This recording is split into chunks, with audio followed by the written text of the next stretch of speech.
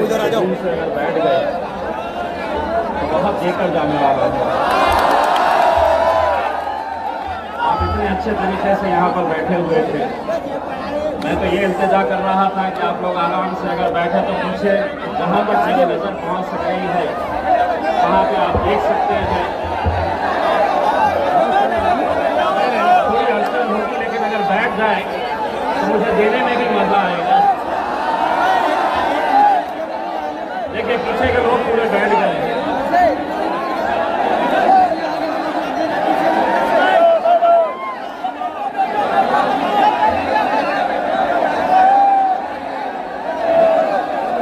और जो नहीं बैठ रहे हैं मैं समझूंगा कि वो मेरे अपने नहीं हैं।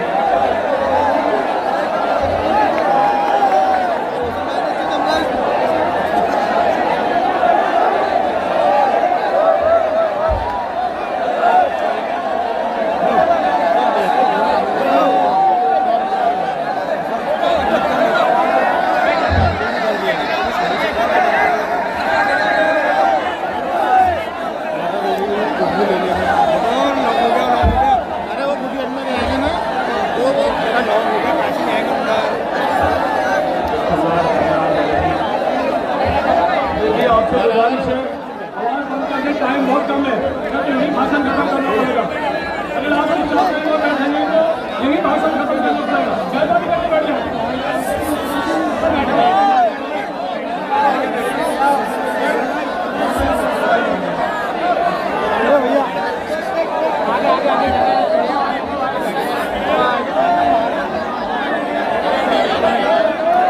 बुरहानपुर से दो बातों के लिए मोहब्बत है। एक आप लोगों से मोहब्बत हो गई है और दूसरी यहाँ की मावा जलेबी से मोहब्बत हो गई है। अरे भाई जब वो जीत कर आए औरंगाबाद को यहाँ की मावा जलेबी जरूर लेकर आए। मैं सबसे पहले तो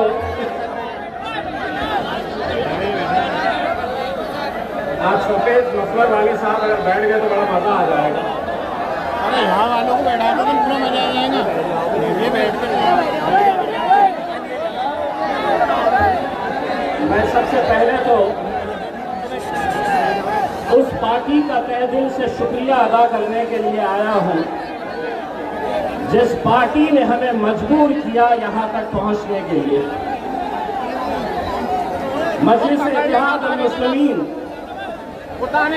ने ये फैसला कर चुकी थी इस बार चूंकि तेलंगाना के अंदर इलेक्शंस है और तेलंगाना के अंदर भारतीय जनता पार्टी और कांग्रेस ने मजलिस-ए-इत्तेहाद अल-मुस्लिमीन को निशाना बनाया, हमने सोचा कि हम पूरी ताकत वहां पर लगाएंगे। मध्य प्रदेश के अंदर इस बार हम इलेक्शन नहीं लड़ेंगे, ये फैसला किए थे। यहां के हमारे बुरहानपुर के जिम्मेदार उन लोगों ने भी ये ऐलान किया था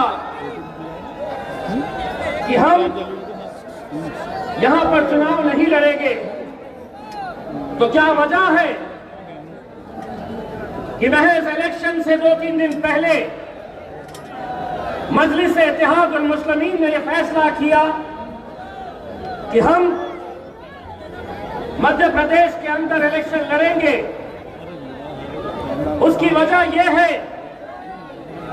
कि पूरे मध्य प्रदेश के अंदर 230 विधानसभा की सीटें हैं। 230 में से मुसलमानों को जो टिकट दिया गया है वो कितने टिकट दिए गए? तो महज 2 टिकट दिए गए।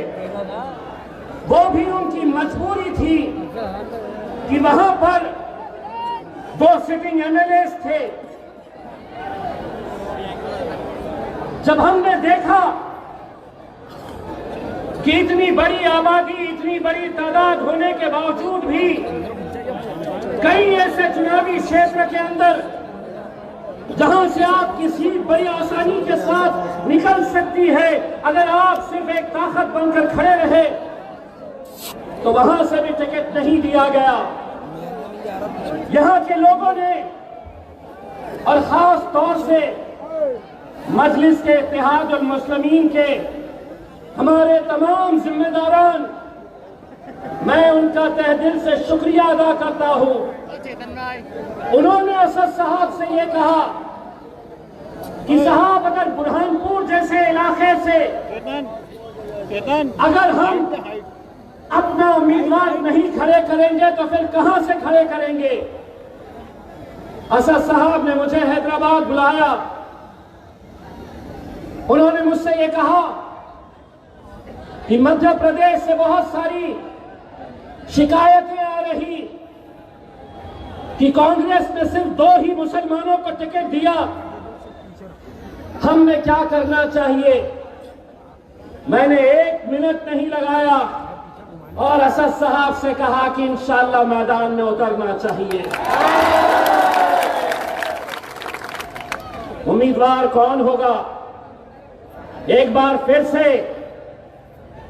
मैं मजलिस इत्तेहाद उल मुस्लिमीन के हमारे तमाम जिम्मेदारान, इनका शुक्रिया अदा करता हूं। मैंने सबसे पहले इन्हें औरंगाबाद बुलाया, इनसे पूछा कि हमें क्या करना चाहिए, अगर इलेक्शन लड़ना है तो कौन लड़ेगा। यहां के एक डॉक्टर साहब थे जिनके ऊपर बहुत ज्यादा नाइंसाफी हुई। वो डॉक्टर का नाम सामने आया, मैं खुद उनसे मिला, लेकिन मामला उनका सस्पेंशन का था। ऐसे हालात के अंदर हमें यह फैसला लेना बड़ा मुश्किल था। मैंने अपने मजलिस के जिम्मेदारों से पूछा, क्या आप लोग ख्वाहिशमंद हैं?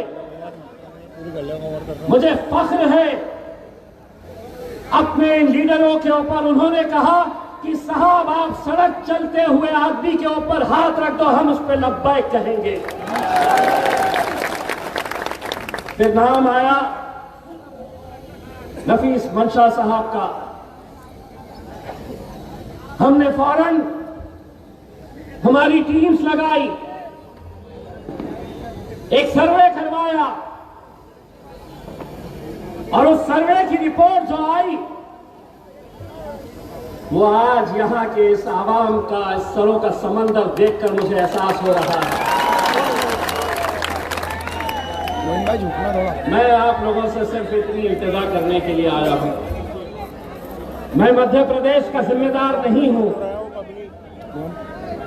मध्य प्रदेश के अंदर मैं सिर्फ एक मर्तबा बुरहानपुर में असदुद्दीन अवैसी साहब के साथ जलसा करने के लिए आया था और यकीनन उस वक्त आप लोगों का जोश देखकर मुझे भी ऐसा लगा था कि कहीं ना कहीं इस कौम के साथ ऐसे इलाकों के अंदर तो इंसाफ किया जाएगा। बुरहानपुर से अगर तुम हमारा नुमाइंदा अगर नहीं दे सकते हैं तो ये नाइंसाफी हम कब तक बर्दाश्त करें, कब तक हम खामोशी के साथ ये सहते रहे। मैं आपसे सिर्फ इतना इल्तिजा करने के लिए आया हूं, एक बार आप तोहफे के तौर के ऊपर नफीस मंशा साहब को यहां से जिता कर लाइए। मैं पूरे मध्य प्रदेश में भारतीय जनता पार्टी और कांग्रेस की नाक में दम करके रखूंगा, होश उड़ा दूंगा उनके, क्योंकि मेरे साथ 2 ताकतें हैं।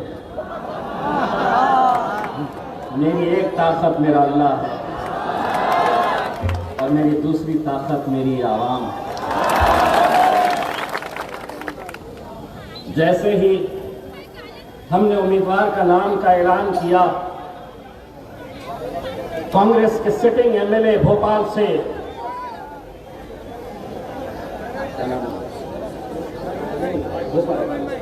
आरिफ मसूद साहब मुझे फोन किए, सिटिंग एमएलए है, और मुझसे कहा कि आप ये बहुत गलत फैसला कर रहे हैं। हम आपसे गुजारिश करते हैं कि मध्य प्रदेश के अंदर आप मजलिस के उम्मीदवारों को मत उतारिए।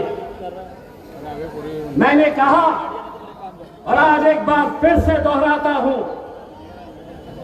तुम अलग सियासी जमात के अंदर होगे, लेकिन मैंने ऐलान किया कि भोपाल के जो भले ही कांग्रेस के उम्मीदवार हैं, वहां मजलिस अपना उम्मीदवार नहीं उतारेगी, क्योंकि आखिर में वो भी हमारे भाई हैं। लेकिन जब वो मुझसे कहने लगे कि तुम मध्य प्रदेश के अंदर आना नहीं, तो मैंने उनसे एक बात कही कि आप जिस तरह मुझे फोन कर रहे, फोन उठाकर मुझे ये कह रहे हैं कि मैंने लड़ना नहीं चाहिए, अगर ये फोन आप कमलनाथ को उठाकर करते और कहते कि कब तक ये कौम के हिस्से में 1 और 2 सीट आती रहेगी। अगर कांग्रेस पार्टी बुरहानपुर से ही सही, अगर नफीस मंशा साहब को टिकट देती, तो आज इम्तियाज जलील को यहां पर आने की जरूरत नहीं पड़ती थी, नहीं पड़ती थी। लेकिन नफीस भाई एक बात बताओ, अल्लाह को जब रास्ते बनाने पड़ते हैं, अल्लाह जब रास्ते बनाना चाहता है, अल्लाह जब जिताना चाहता है किसी को, तो कैसे जिताता है, कैसे रास्ते बनाता है। मुझे यह बताया गया था कि यहां के कांग्रेस के बहुत सारे पार्षद अपनी नाराजगी का इजहार करने के लिए जब भोपाल गए, अपने नेताओं से यह कहने के लिए कि बुरहानपुर के अंदर जहां पर 23 मुसलमान पार्षद है, उनमें से किसी एक को टिकट दे देते, तो जिस जिल्लत का सामना मेरे अपने भाइयों को करना पड़ा, कांग्रेस का एक बड़ा लीडर सुरजेवाला ने यहां तक इस हद तक पहुंच गया कि जब ये अपनी नाराजगी का इजहार करने लगे, तो पुलिस को बुलाया गया और पुलिस से कहा गया कि इन्हें बाहर निकाल दो। सुरजेवाला, इंशाअल्लाह वो दिन भी आएगा जब मेरा भाई नफीस तेरे सामने टांग पे टांग रखकर बैठे। जिस मुसलमान क़यादत को तुम खत्म करने के लिए चले हैं, कमलनाथ, वो दिन आएगा कि मेरा भाई तेरे बाजू वाली कुर्सी के ऊपर आकर बैठे। मेरे भाइयों, कब तक? आज यकीनन अगर कांग्रेस ये कहती है कि हमने लड़ना नहीं चाहिए, तो वही कांग्रेस के बड़े बड़े नेताओं से मैं ये सवाल करना चाहता हूं। महाराष्ट्र में 48 लोकसभा की सीटें हैं, कितनों को टिकट दिए कांग्रेस ने? तो 0, 0। पूरे महाराष्ट्र से एक मुसलमान चुनकर आया है लोकसभा के अंदर, वो तुम्हारा बेटा, तुम्हारा भाई इम्तियाज जलील है, मजलिस से इत्तेहाद करने।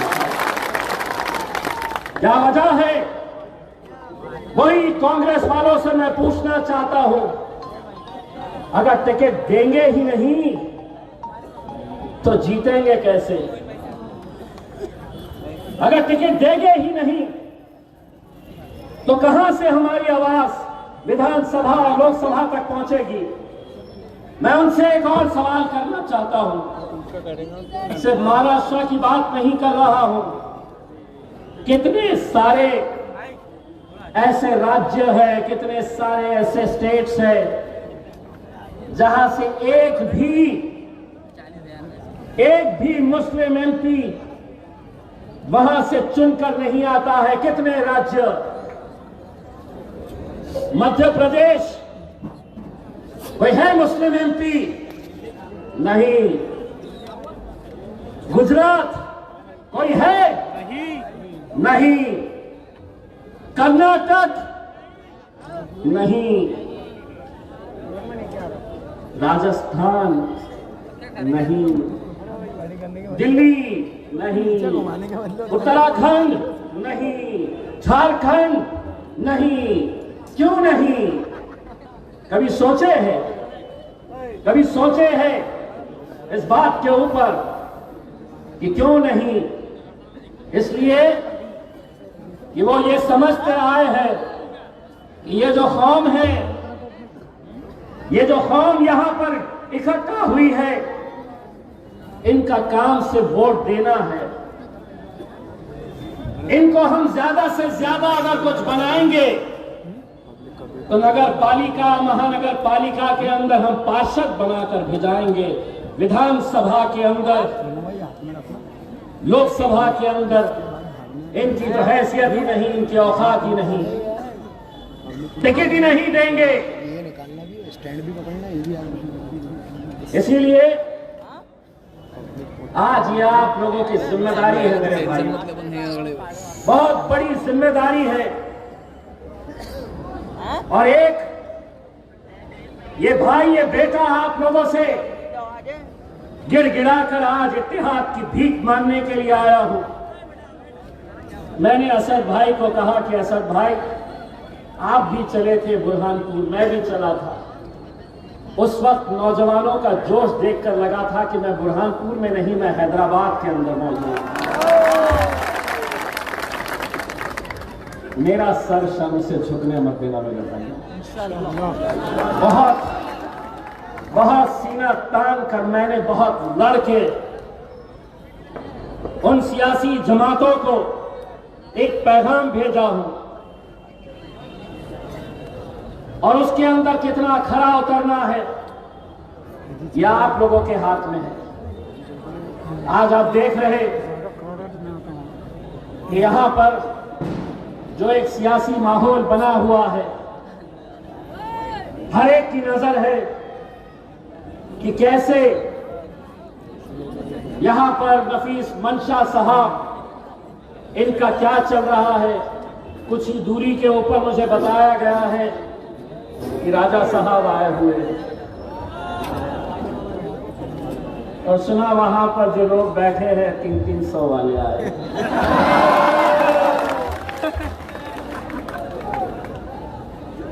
राजा इतना पैसा क्यों खर्चा किया?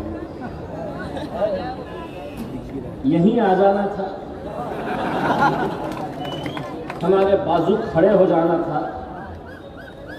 पहले तुम तकरीर करना था, फिर हम तकरीर करते थे एक ही स्टेज के ऊपर से।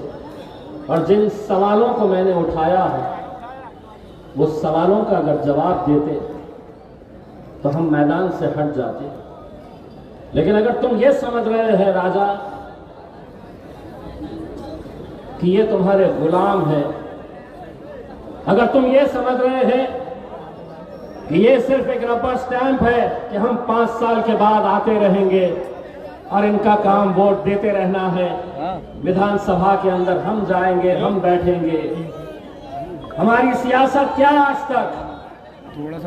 वो समझते हैं कि हमारे लीडर, हमारे नौजवान कुर्सियां बिछाने का काम करेंगे, शतरंजियां उठाने का काम करेंगे।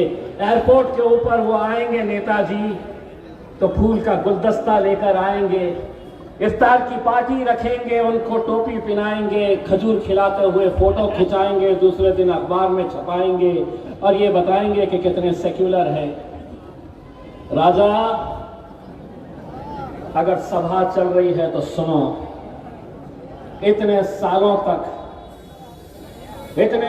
तक तुम दूल्हे बना करते थे, घोड़ी पर तुम चढ़ा करते थे और बाराती इन्हें बनाते थे।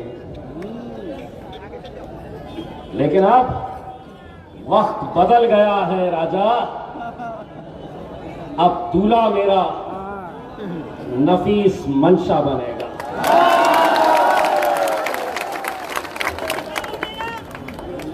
घोड़ी पर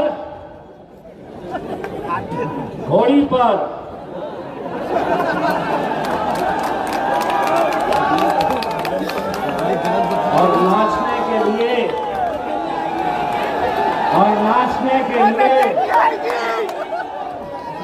नतीजे कब है? नाचने के लिए भाजपाइयों और कांग्रेस वालों 3 तारीख तक तुम्हारे पास वक्त है। जबरदस्ती गले में मफलर डाल के इधर उधर घूमो मत। 3 तारीख के दिन मेरा दूल्हा घोड़ी पर चढ़ने वाला है और 3 तारीख तक अपना प्रचार बंद करो, ठुमके लगाना सीख लो।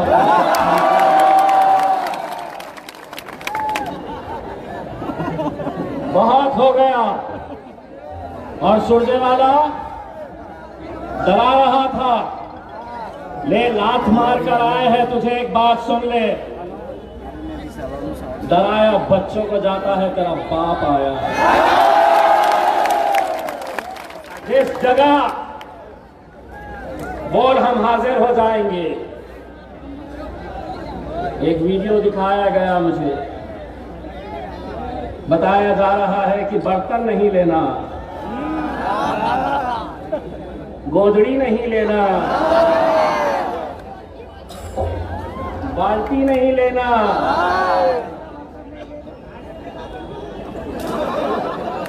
जेवर नहीं लेना। और आपका उम्मीदवार बैठ के सुन रहा है।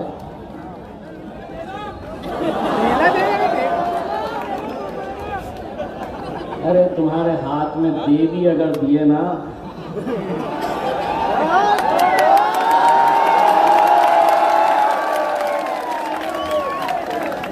हम खामोश है तो खामोश है। लेकिन एक बात ये समझ लेना कि हम इतने भी शरीफ नहीं है जितना तुम समझ रहे हो। भाई शाहरुख की फिल्में तो हम भी देखते हैं। वो जो भाषण कर रहा था उसको बोल देना कि हम जरा से शरीफ क्या हो गए, सारी दुनिया को। मैं आप लोगों को इतना कहना चाहता हूं मेरे भाई कि आज अगर हमसे लोग ये कहते हैं कि ये यहाँ पर क्यों आए हैं, आप बार बार ये सुनते होंगे, बार बार ये सवाल उठता है कि ये आए हैं, मजलिस आई है तो इसका फायदा भाजपा को मिलने वाला है। तो सुनो,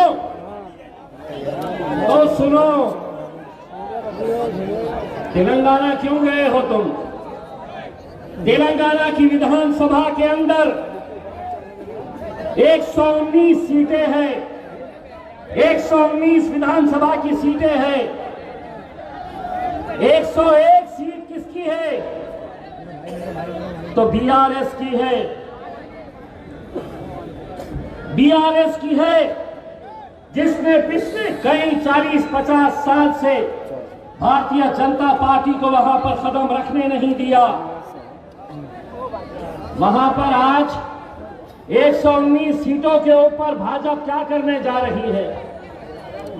कांग्रेस 119 सीटों के ऊपर पूरा लड़ने जा रही है। पिछले इलेक्शन में कांग्रेस के कितने सीटें हैं? 119 में से 1, 2, 3, 4, 5 सीटें हैं, लेकिन अब जा रहे हैं 119 सीटों के ऊपर लड़ने के लिए। मोदी जी और अमित शाह हैदराबाद में घूम ले रहे हैं। मैं उनको दरखास्त करता हूं, आपके जरिए पूरा हिंदुस्तान है, जाओ वहां पर, हैदराबाद छोड़ दो, वहां पर तुम्हारे पप्पा बैठे हैं।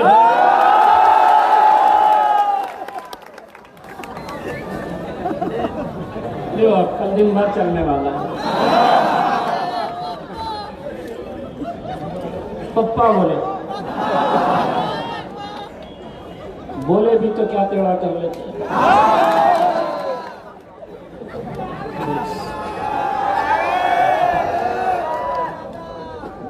नहीं, एक बात समझ लो, ये जमात है कोई गूंगे मुक्के बहरों की जमात नहीं है। हमारे साथ जुड़ने के बाद गूंगे और मुक्के भी बोलना शुरू कर देते, और हमको ये बोलने की जरूरत नहीं रहती है, ये मत खरीदो, वो मत खरीदो, ये ले लो। कौन खा रहे हो?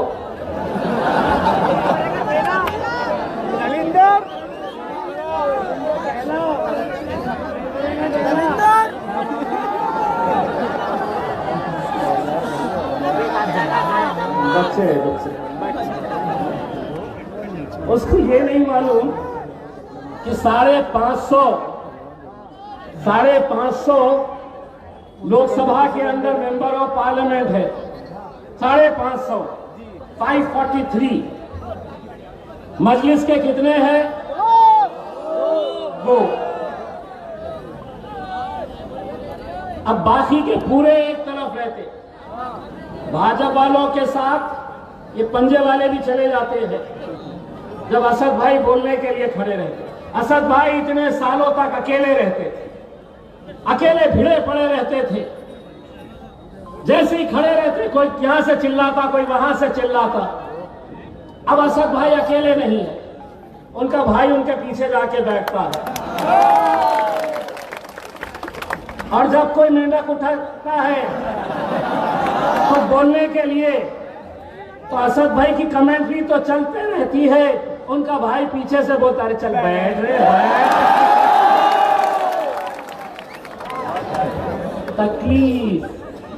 तकलीफ इसी बात की है, भाजपा वालों को तकलीफ इसी बात की है कि हम 300 है और ये बोले कैसा करते तुम, ये इतनी हिम्मत। मैं बोला जंगल में कुत्ते बिल्ली कितने हैं देखते नहीं, शेर कितने हैं।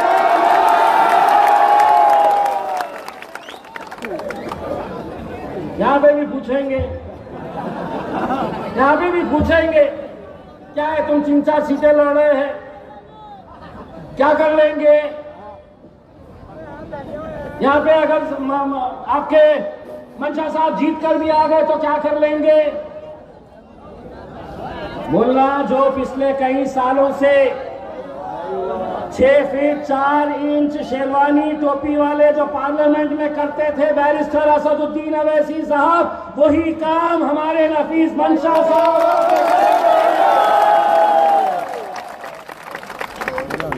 आज हमको ये कहा जाता है कि नहीं मजलिस दूर रहो, मजलिस से दूर रहो, क्योंकि फिरका परस्त जमात है, जातिवादी जमात है, कट्टर है। अरे तुम अगर हमारे साथ इंसाफ करते तो हम क्यों आते यहां? तुम अगर हमारा हक हमें देते तो हम क्यों आते? लेकिन एक बात मैं कहना चाहता हूं, अगर हमको फिरका परस्त कहते हैं तो हां मैं फिरका परस्त हूं। अगर मैं फलस्तीन के छोटे छोटे बच्चों की हत्या देखकर अगर खामोश हूं, अगर उनके लिए आवाज नहीं उठा रहा हूं, तो क्या फायदे की वो जिंदगी थी? मैं फलस्तीन के हक में बोल रहा हूं तो हां मैं फिरका परस्त हूं।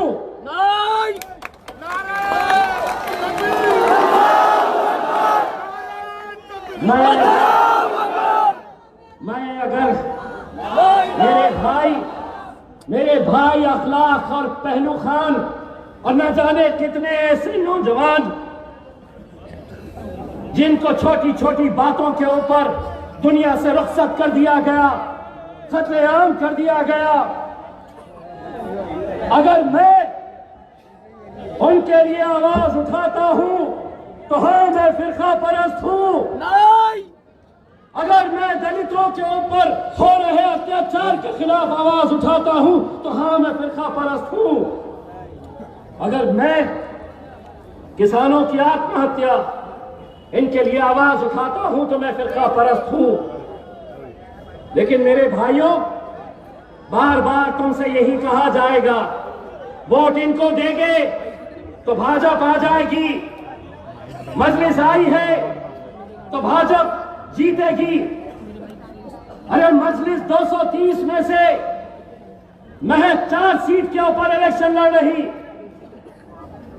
अगर तुम 10 सीटों के ऊपर अगर मुसलमानों को नुमाइंदगी देते तो हम वादा करते थे कि हम नहीं आते, क्योंकि हमारी आवाज वहां तक पहुंचाने वाला कोई ना कोई तो रहता।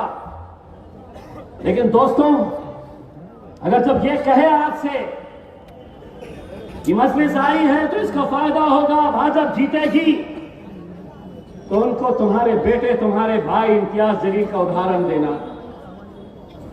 पिछले 20 साल से वहां पर शिवसेना का सांसद चुनकर आता है, 20 साल से लगातार।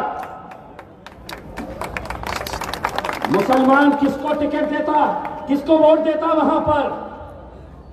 तो कांग्रेस को देता था।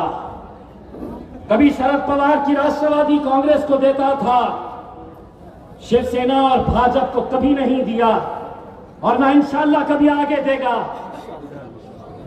लेकिन 20 सालों तक जब तुम्हारा वोट जाया जा रहा था, जीत कर शिवसेना आ रही थी, तब मजलिस मैदान में उतरी और मजलिस ने तय किया कि अब हम इलेक्शन लड़ेंगे।